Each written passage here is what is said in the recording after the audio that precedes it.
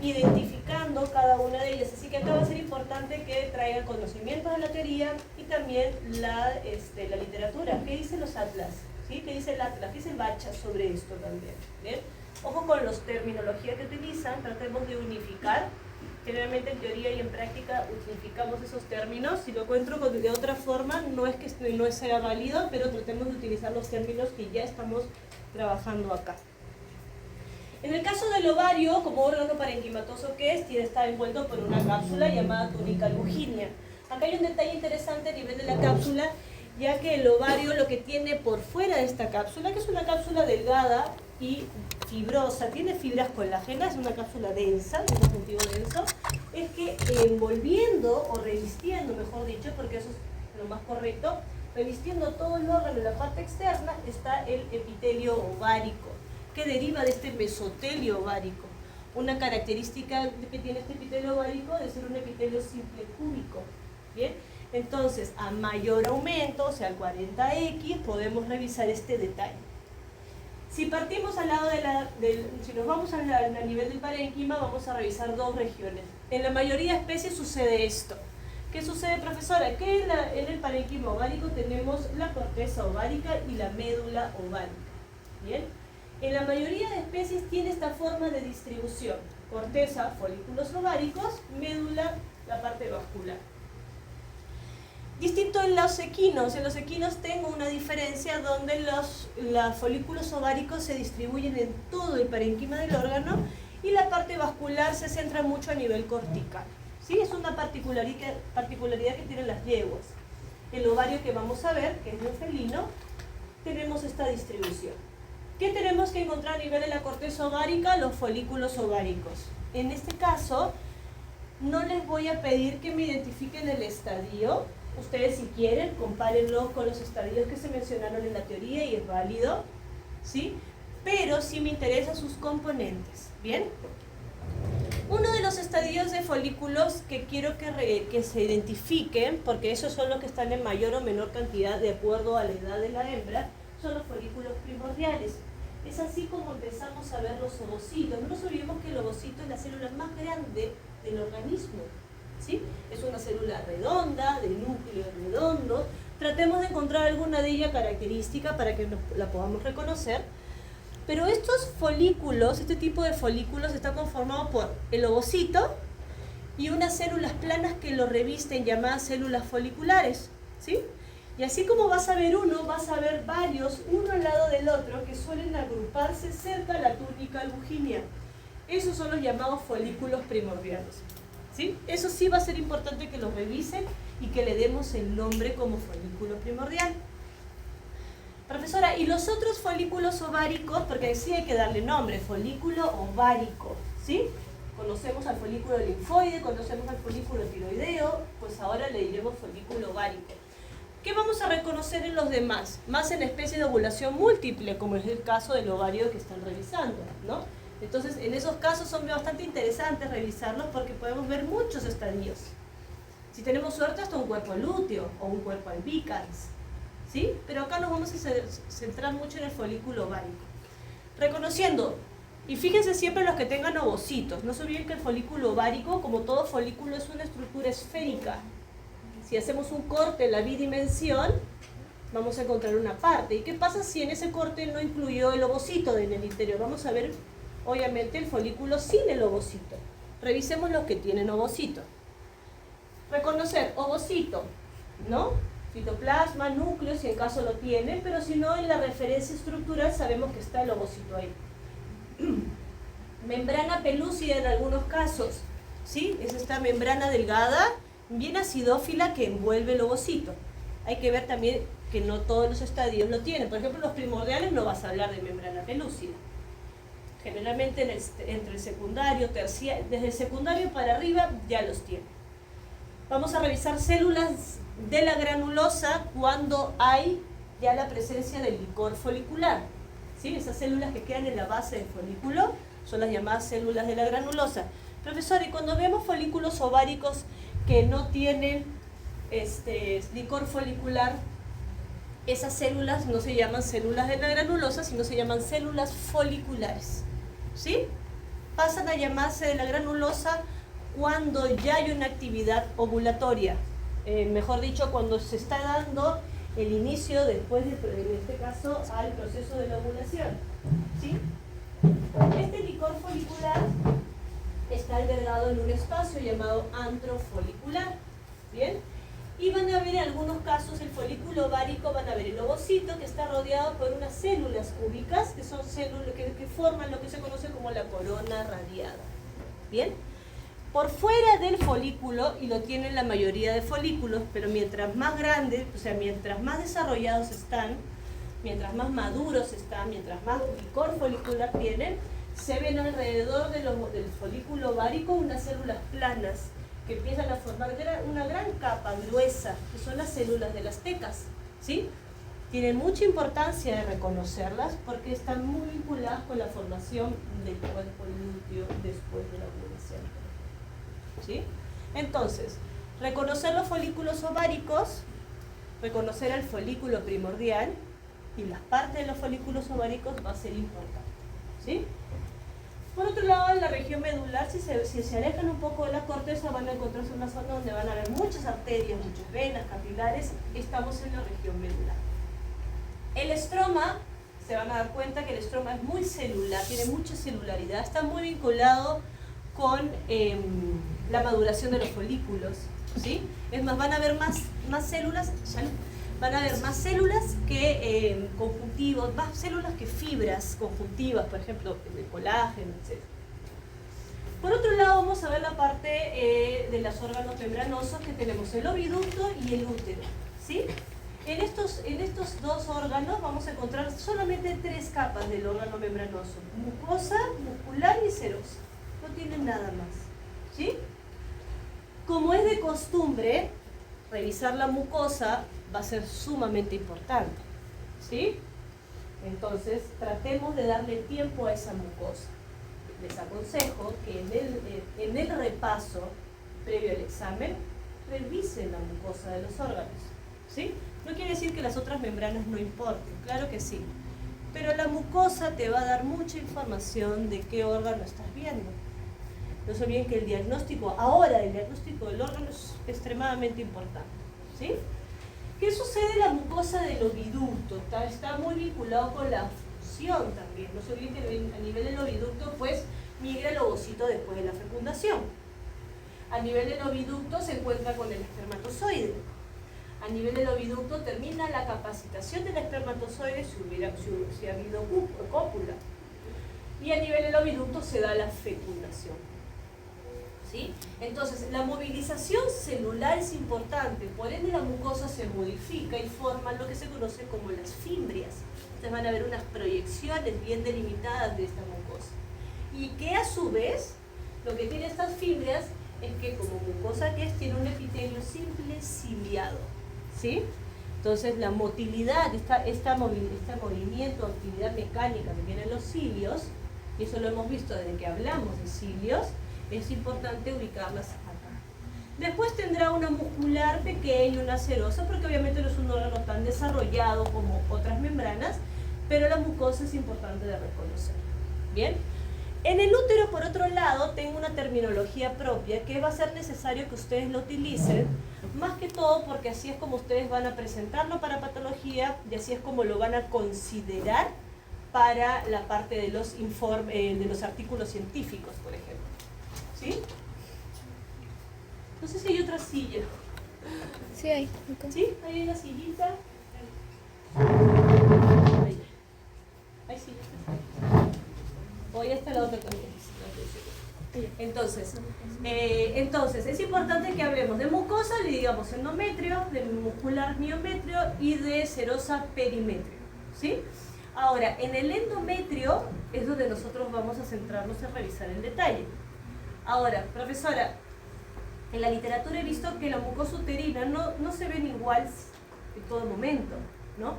Porque lo que sucede en el útero, sucede en la glándula mamaria, por ejemplo, es que son órganos que se están modificando de acuerdo al estadio estrual. Pasa en las mujeres en el estadio menstrual, ¿cierto? y de acuerdo a especies el tiempo que demora en prepararla en la hembra para una futura gestación, que eso es lo que sucede en el cuerpo de toda hembra, ¿sí?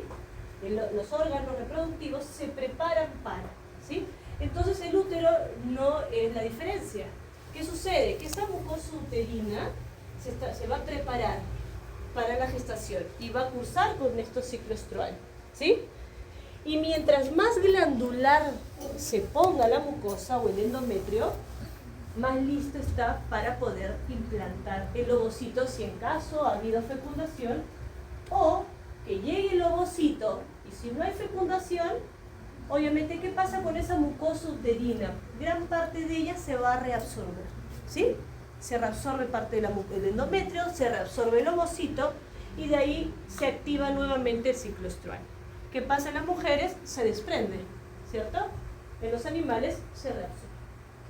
Ahora, esta mucosa uterina, la que yo he traído, por ejemplo, es altamente glandular, es un útero glandular específicamente, ¿bien? Donde nosotros vamos a reconocer unas glándulas tubulares, llamadas glándulas endometriales. Entonces, ¿qué reconocemos en la mucosa? El epitelio, suele tener un epitelio simple. Por debajo del epitelio vamos a ver gran cantidad de estas glándulas endometriales, son glándulas tubulares, ya sabemos que tenemos que darle la forma a estas glándulas exocrinas, ¿sí? Donde en verdad lo que vendría a ser la parte conjuntiva no se va a observar, es más, va a estar ubicada entre todas estas glándulas. ¿Qué pasa cuando el útero está en inactividad? Disminuyen las glándulas endometriales, la cantidad, esa proliferación de glándulas disminuye y se ve más un conjuntivo denso, que vendría a ser en este caso la lámina propia, ¿no? Junto a la submucosa, porque es bastante amplio, bastante más evidente, ¿no? Entonces revisemos este endometrio, ¿sí? Revisemos el epitelio, las glándulas tubulares, ¿bien?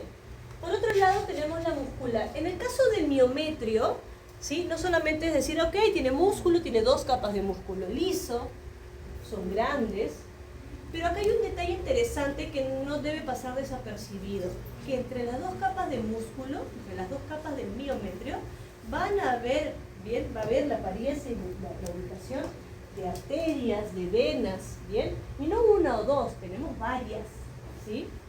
Que eso en la parte histológica la literatura menciona y le dice estrato vascular, que ojo que la palabra estrato tiene nada que ver con epitelio, sino como región o ubicación. Entonces nosotros vamos a ver las 2 capas de músculo y vamos a ver, si seguimos todo el órgano, porque es un corte transversal del útero, vamos a ver que vamos a encontrar arterias, venas, un buen volumen. Eso se le conoce como estrato vascular. Considerarlo cuando ustedes vean útero en otros cursos, por ejemplo en patología, ¿bien? Considerarlo también en el aspecto funcional y reproductivo. Es un órgano que realmente en gestación, aparte de volverse turgente, aumentar el tamaño, tiene un arrastro sanguíneo importante en la gestación. Hay una llegada de vasos y desarrollo de vasos importante. Entonces tiene mucho que ver esta presencia vascular a este nivel, ¿sí? Y la serosa la van a ver bastante delgada, llamada perineo. En el caso del reproductor macho, vamos a empezar con las gónadas, al igual que en el ovario. Tenemos el testículo, que es un órgano parenquimatoso. El término túnica albugínea se usa para los 2 sistemas, entonces algo bastante interesante para poder tenerlo presente, porque es lo que vamos a usar siempre al revisar estos órganos. La túnica albugínea es una cápsula, en este caso sería la cápsula del órgano, que suele en el testículo ser una cápsula de un conjuntivo denso. Básicamente lo que tiene, abunda mucho la fibra colágena. Puede variar en especies por ahí el grosor, pero es la que está íntimamente ligada al órgano. Hay otras túnicas, ¿sí? Está la vaginal, la túnica Bartos, pero esta es la que está íntimamente ligada al órgano, ¿sí? Por otro lado, vamos a revisar el parénquimo. Ahora, acá sí necesito atención, ¿por qué? Porque vamos a hacer una comparativa entre el parénquima del testículo y cómo se evidencia histológicamente el conducto epididymario o el epidídimo en sí. Porque van a ver un patrón muy similar de distribución, pero su composición va a ser diferente, ¿sí? En el caso del túbulo seminífero o tubulillo seminífero, que vendría a ser el parénquima del testículo, vamos a encontrar dos grupos celulares, ¿sí? Y yo siempre digo, empiecen identificando a las células de Sertoli y después identifiquemos el epitelio germinal. No podemos solamente identificarlas, sino que también tenemos que saber por qué es que se observan así. ¿Bien? ¿Por qué es que se observan ahí y de esa forma? Ahora, la célula de Sertoli, lo que realmente se observa, y suele estar siempre en la base del tubulillo, lo que más se ve es el núcleo de la célula de Sertoli. Entonces lo que ustedes van a ver es el núcleo, van a ver la membrana nuclear y el nucleolo en el interior. Lo que no van a poder percibir o observar es el citoplasma. Si nos dibujamos o esquematizamos a la célula de Sertoli, es una célula de forma piramidal y bastante larga, grande, el citoplasma. Y el núcleo es lo que más vamos a ver. Si nosotros identificamos el núcleo de la célula de Sertoli, todas las otras células que son distintas pertenecen al epitelio germinal. Antes le decía, o también tienen, no, antes no, también tienen nombre de epitelio germinativo, o algunos le dicen células de la línea espermatogénica. ¿Por qué? Porque este epitelio germinal es que se va a encargar de producir el espermatozoide, ¿sí? Ahora, generalmente una de las células que reconocemos en el epitelio germinal, que está en la base del tubulillo acompañado por las de Sertoli, son unas células de núcleo redondo y basófilas, bien redonditas y pequeñas, que son las espermatogonias, por ejemplo, que es ahí donde se da el proceso de mitosis para la formación de las otras células, ¿sí? No va a ser necesario que me digan todas las cuál es la célula que se encuentra dentro de ese proceso de formación del espermatozoide, pero por ahí identificar las espermatogonias va a ser interesante por la ubicación y la comparativa con las de Sertoli. De ahí la teoría habla de los espermatocitos primarios, secundarios, y después tenemos las espermátides, tenemos dos estadios de espermátides, solo que las espermátides se ven distintas que las otras células, como espermatocitos o espermatogonias. No se olviden que la formación del espermatozoide tiene una actividad mitótica y meiótica, ¿sí? Entonces por eso es la forma de diferenciación de estas células. ¿Qué pasa con el espermátide, por ejemplo? Y sí les recomiendo que revisen esos tubulillos, se pasen, busquen, vean no solamente uno, sino varios, ¿no? Que se ven, por ejemplo, a nivel de la luz del tubulillo, unas estructuras basófilas más pequeñitas como una especie de granito de arroz, delgaditas.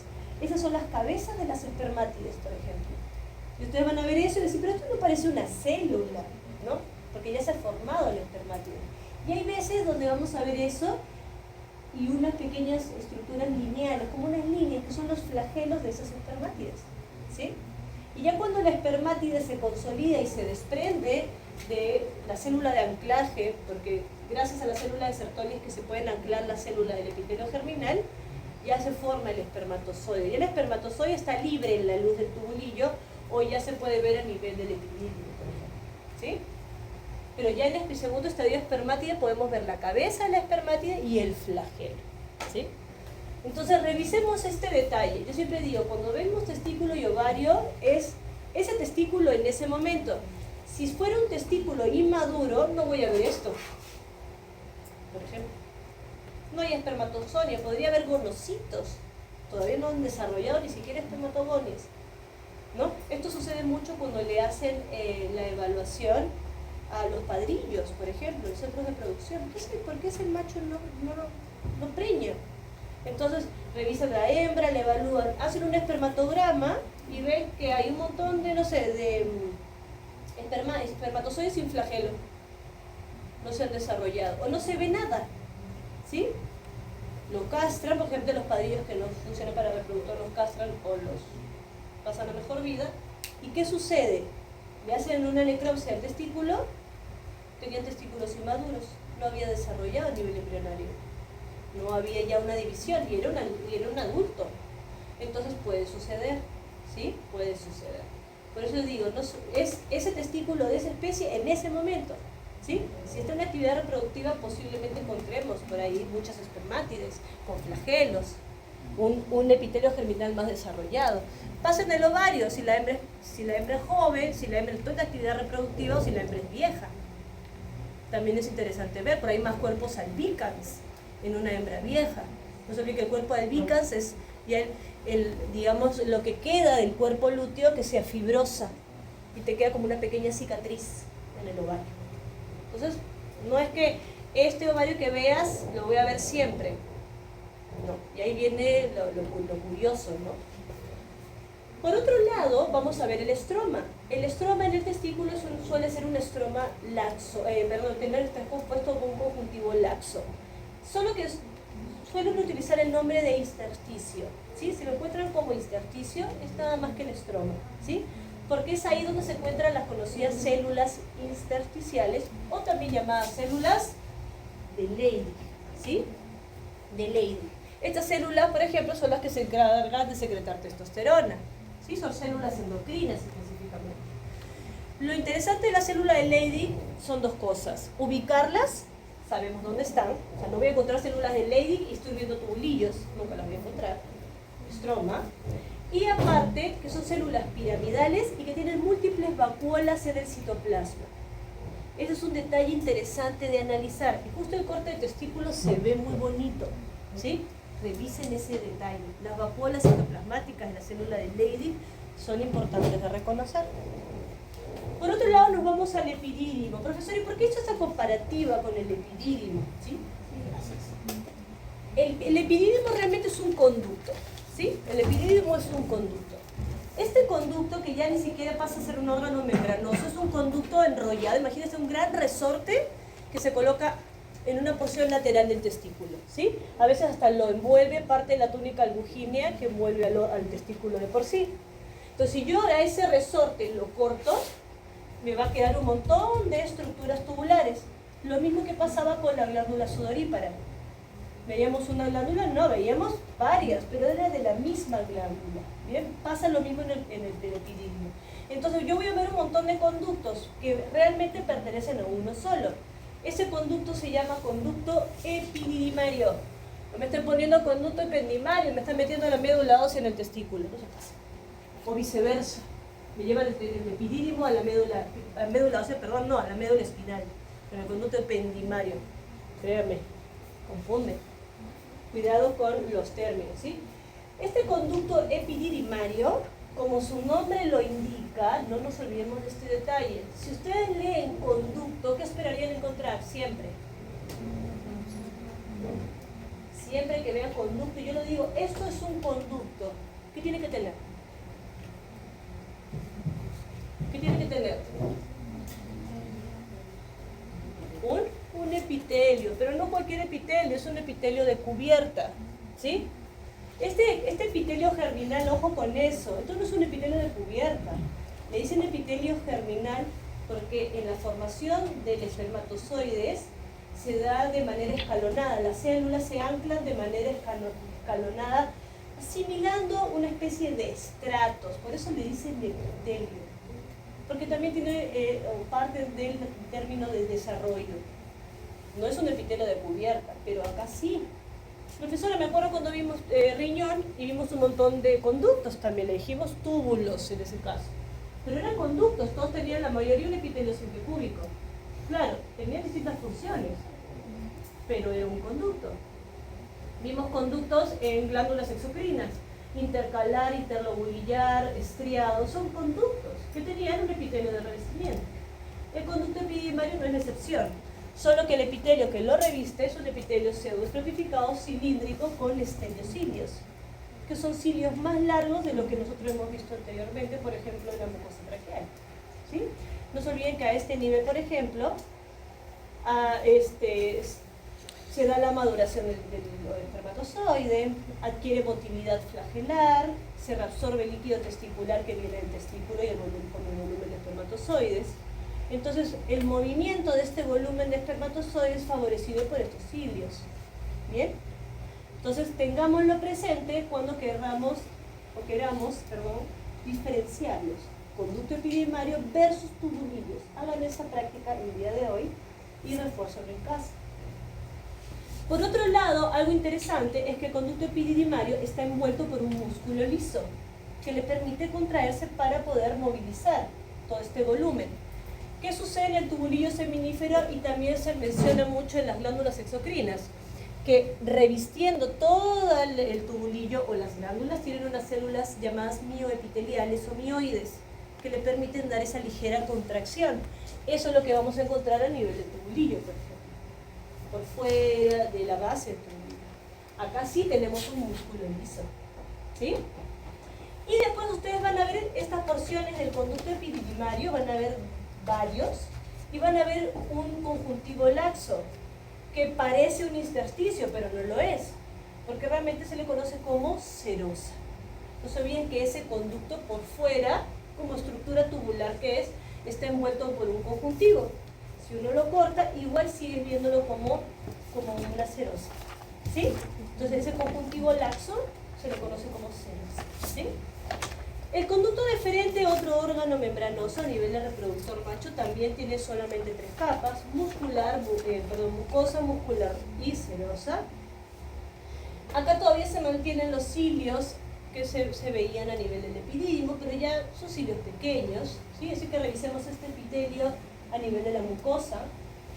Después realmente lo que más va a estar desarrollado y es muy imponente es la capa muscular, más justo del conducto deferente que he traído, que es de un bovino, ¿sí? Pero indistinto a la especie suele siempre ser bastante amplia la capa muscular y la serosa, ¿sí? La serosa. Por otro lado vamos a ver el pene, que en este caso vamos a volver a entrar a detalle en reconocer a la uretra peniana, ¿sí? Y nos vamos a enfocar mucho en el cuerpo del órgano, reconociendo los cuerpos cavernosos. Como he mencionado en los otros grupos, no podemos utilizar esta lámina de este órgano copulador y decir, así es como se ve en todas las especies. Es imposible, porque ustedes en anatomía sí veían diferencias. Si nosotros veíamos la diferencia anatómica y la diferencia funcional y estructural, definitivamente a nivel histológico hay diferencias.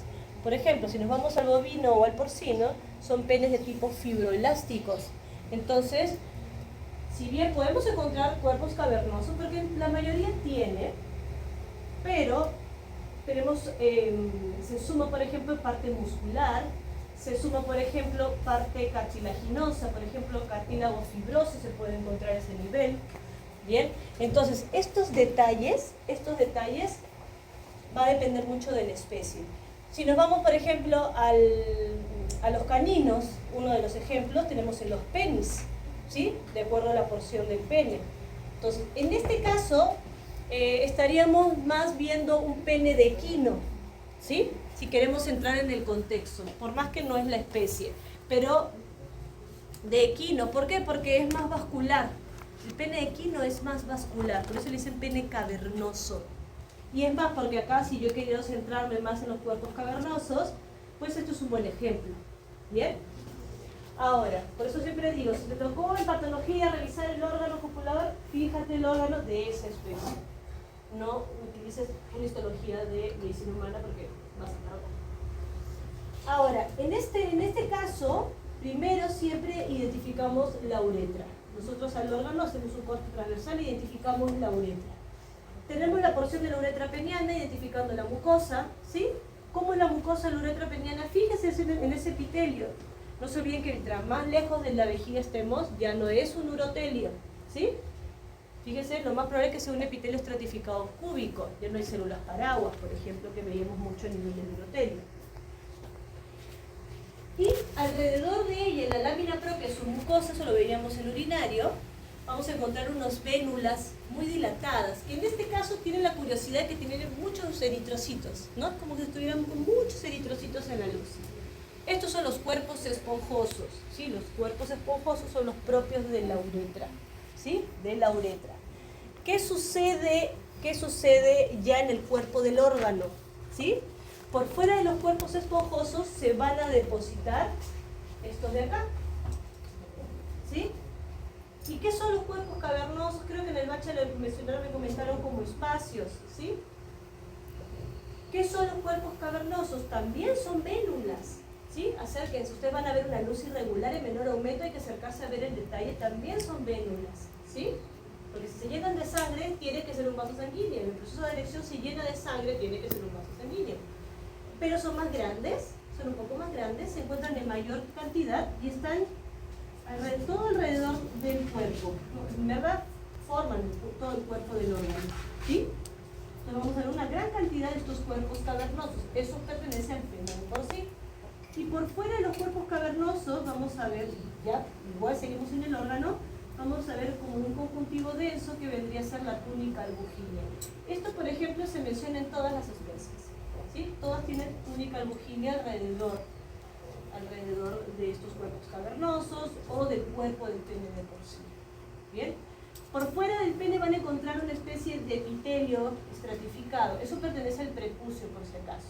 ¿Sí? Para los que lo vean, no lo vamos a considerar como el órgano. ¿Sí? Lo vamos a quedar más que todo en estas tres estructuras. Y por último, hemos considerado incluir como glándula anexa aquí a la próstata. La próstata es una glándula bilobulada que tiene en la porción central a la uretra prostática. Solo que en este caso, el corte que se ha dado ha sido de uno de los lóbulos, uno solo. No aparece la uretra prostática, ¿sí? No aparece. Pero cuando uno toma muestra de próstata debería aparecer la uretra, para tener una referencia. Puede ser un corte transversal o uno parcial, pero que incluye la porción de la uretra prostática. ¿Sí? Bueno. ¿Qué vamos a verlo como órgano? Vamos a ver la cápsula, que es una cápsula gruesa. Se le dice fibra muscular porque tiene un conjuntivo denso, tiene mucha fibra colágena y también tiene músculo liso. ¿Sí? Tiene músculo liso. Y si hay músculo liso, esta característica de tejido no solo se ve en la cápsula, sino también se ve en el estroma. ¿Sí? Recordemos la presencia de músculo liso tanto a nivel de la cápsula como en el estroma del vaso, por ejemplo. Característica. El parénquima lo que tiene son las glándulas tubuloalveolares. Ese término tubuloalveolar es nuevo para nosotros, acá en la parte práctica, pero básicamente son glándulas que tienen dos formas, digamos, son glándulas compuestas. Tiene una forma, tiene una luz amplia, la parte tubular muy similar a como veíamos a la sudorípara, solo que la veíamos más redonda, solo que esta glándula tiene una luz amplia, pero tiene una forma sacular. ¿Sí? Si uno la revisa, tiene una forma de saco. ¿Sí? Entonces, por ende, su nombre túbulo alveolar, ¿no? Saco o alveolo, habíamos hablado que eran sinónimos, y tiene esta característica. Y está revestida por un epitelio secretor, ¿sí? Un epitelio púbico, que aparte a veces se ve parte de la secreción de la región apical o en la luz de la glándula. Y esto conforma el parénquima, ¿sí? Y el estroma, que se menciona las trabéculas conjuntivas, el estroma grueso tiene, aparte de fibra colágena de conjuntivo, tiene músculo liso. Entonces revisemos esas características para entender. Esta mesa de acá tiene el reproductor hembra y esta mesa de acá tiene el reproductor macho. Así que cualquier pregunta o duda, me avisan. Tenemos como 45 minutos para trabajar. ¿Sí? Chicas, ¿qué tal? El tema es que estoy chicos, de paso, ¿cuánto les falta? Así se hace un ping-pong para que podamos prestar el paso. Porque ya tengo listo.